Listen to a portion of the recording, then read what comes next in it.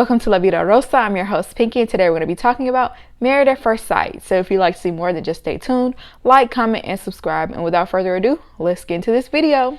Y'all, this might be the shortest Married at First Sight review I've ever done in my entire life. I barely have any notes here. It's boring, okay? My cousin just texted me last night that she's just tired of all of them as a unit, and I have to agree. I feel like everybody's decisions has been locked in since the honeymoon. I ain't gonna lie. It just feels like they've been doomed from the beginning of this season. So chop chop, let's get to decision day. We ready for the reunion. We really ready for the little update y'all do after the reunion, because y'all already gave us a preview of Dominique and Clint kissing. So you really kind of ruined decision day for us, even though it probably wasn't gonna be good anyway, but you ruined it and then showed us that. What was the point of showing us that preview? I'm just gonna go ahead and start with Nicole and Chris. So they do the old time photos. I feel like even though the activities are activities that I personally would love to do with my partner, they just didn't even look fun to the people doing them. They just looked so dry and bland. Anyway, so she's still stressed out about finding this place, and he thinks that they should just keep their separate places until they find somewhere. I understand the feeling Nicole is getting, but she really is coming from a very nagging place with how she continuously talks about this. And like, y'all are here on vacation essentially. He don't feel like doing that right now. He said, let's wait until Monday. Why do you keep pressing the issue? This would get on my last nerve with Nicole. They also went to go lumberjacking. They had some cute little activities that, you know, had to do with the outdoors and, you know, climbing up wooden poles and trying to balance on like timber wood and stuff like that. Later on, they went to mini golf, and Nicole ruined it because she constantly had to talk about how bad she was and how he was going to win, and she was trying her hardest not to throw a hissy fit over it. Something like that is supposed to be light and fun, and she just sucks the life out of it, because even though you're talking negatively about yourself, we can't have fun because of it. We can't have a good time because of it. You're ruining any sort of momentum we might have had when it comes to fun. This is a trip. Once again, this is a vacation. So they had these questions that they asked their spouse. What is something that you love the most about your partner, and what do you love the least? He hates the fact that she is so hard on herself, and I'm sure he does, because it ruins the mood every single time. And then he loves the fact that she's so caring and compassionate. She hates the fact that he puts everyone above himself.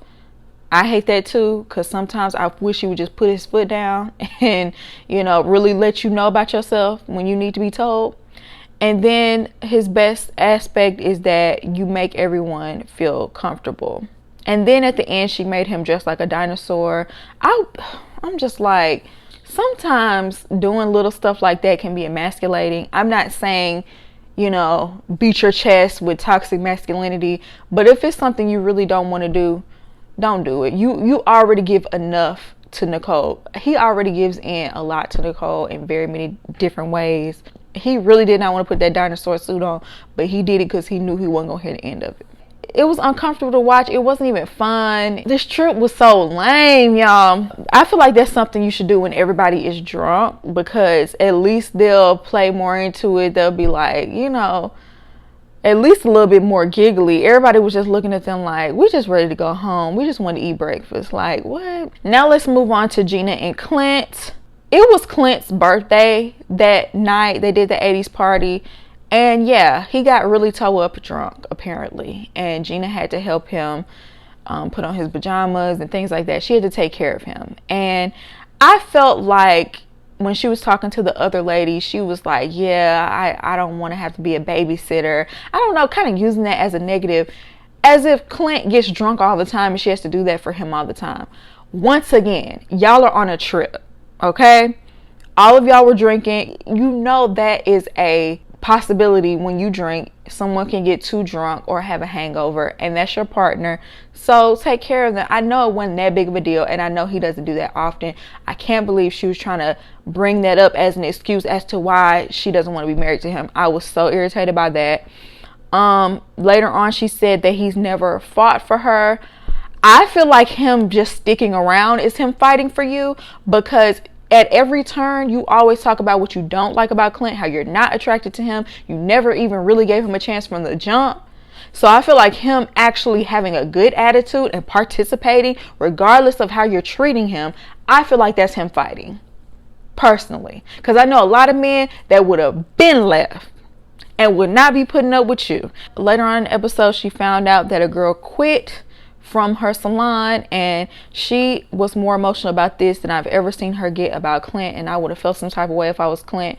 Clint was being very supportive and, you know, giving her shoulder to cry on or whatever, but I just would have been so irritated that once again your job takes precedence over him in y'all's relationship. But later on they had the little question game, and I forgot what the question was, but she said she wants him to speak with the goal of her understanding instead of him just, you know, saying whatever's on his mind. And, you know, I could see that with Clint. Clint does a lot of like entertaining when he speaks. He loves to, you know, keep the conversation going. It's charismatic. I could see him having, you know, a lot of filler conversation, or a lot of just randomly saying things without actually looking to see if the other person is actually interested in the conversation.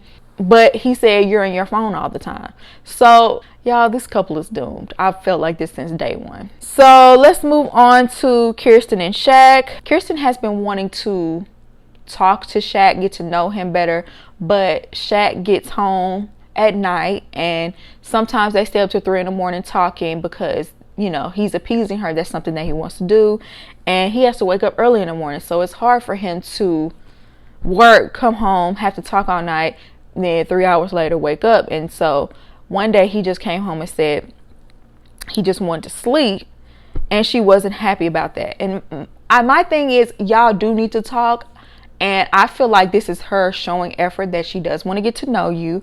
Talking all night until 3 a.m., that's a bit much. Y'all don't have to do that every single time. Sometimes the conversation can get away from you. Maybe it's like a good conversation y'all are having, and yeah, you might stay up late. But yes, I agree. We don't have to do this every night, and definitely not until 3 a.m. Why don't y'all start setting a timer, or maybe get that card game that Jasmine brought and ask each other a certain number of questions so y'all know it won't last too long. You know what I'm saying?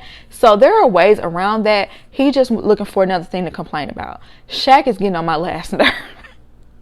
It's like, it's crazy how the tables have turned, because it was Kirsten in the beginning, but I truly feel like Kirsten, even though she didn't like him, she stuck around, and I feel like she eventually fell for Shaq. It's something in Shaq that she wants to stick around for. I do think she cares about him, and I think she is trying to make it work at this point.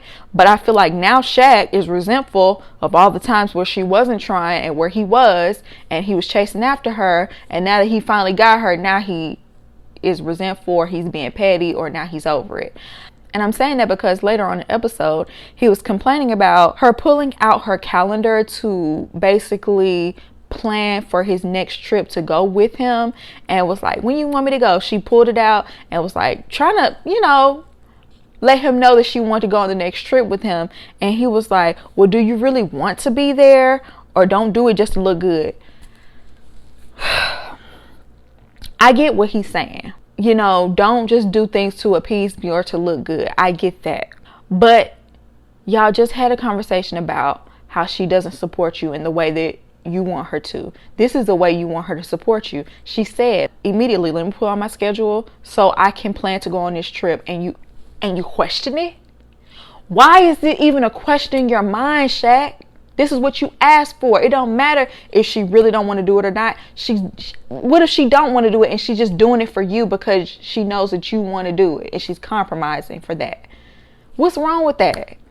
Yeah, she might not want to do it in the beginning, but she might get there and love watching you do what you do, and y'all have a great time. Who cares? So then they play the questions game, and you're supposed to list your favorite imperfection about your partner. And I don't know, I feel like they didn't do it right. Like, she named all the things he does great, but she wants him to listen more. And I could see where she's coming from with that, because she likes to talk and have conversations. So I would like for you to listen to me more. And he copped out a little bit. He said that, I love that you don't overthink as much as you did in the beginning, and you're kind of more comfortable with being yourself and opening up and everything. You know, that's cute and all. Anyway, let's move on to Eris and Jasmine. So he got back from his trip. Apparently, this was a mandatory work meeting. He's glad that he went in person because he ended up meeting someone that he knew from the past, and this could help him in the future. I'm going to go ahead and believe Eris, even though I'm very skeptical. He claimed that he really missed her. Now you miss her. Now you're realizing that you like her. I think he just used to having her around, possibly cooking for him, cleaning up, whatever. Do I really believe he missed her? I don't know. So they end up going outside and playing this huge, like, Connect 4 game. And she's trying to tell him about lumberjacking and how she was really good at climbing up the pole. She went up there really fast and she did better out of anyone. She was excited to tell him that. And he was more so focused on the game and beating her. And it's like, it was so irritating because clearly this woman is trying to share a moment with you and you're not even paying attention. She kind of got shot down with that. So then she came back with telling him that she was appreciative for his kind words. And, you know, it really did make her emotional and made her feel like they're progressing. And he was like, yeah, that was the goal, to make you cry. So did you mean what you said, or were you just trying to make her cry so you could look like a good husband and like you was actually applying the things that you have been told? He is so disingenuous. Oh my goodness. Like I said, he told her that he missed her. She was just a blushing child. And then when it came to the questions game, they asked each other, what do you think is the hardest thing for me right now? She told him she thinks that he just doesn't let things happen. He always is looking for something wrong in the situation, which is very accurate. And he said that, you know, it's hard for her to speak up. And both are very true, but both have been beating a dead horse with this for a long time. We already know all of this. Y'all let me know what y'all think down below. Do you agree with me? Do you not agree with me? Y'all, I'm tired. I'm tired. Ugh. But we're gonna get through this. Like, comment, and subscribe. Let me know. I forgot my outro, y'all. I'm that tired. I hope you guys enjoyed this video, and I'll see you in my next one. Peace.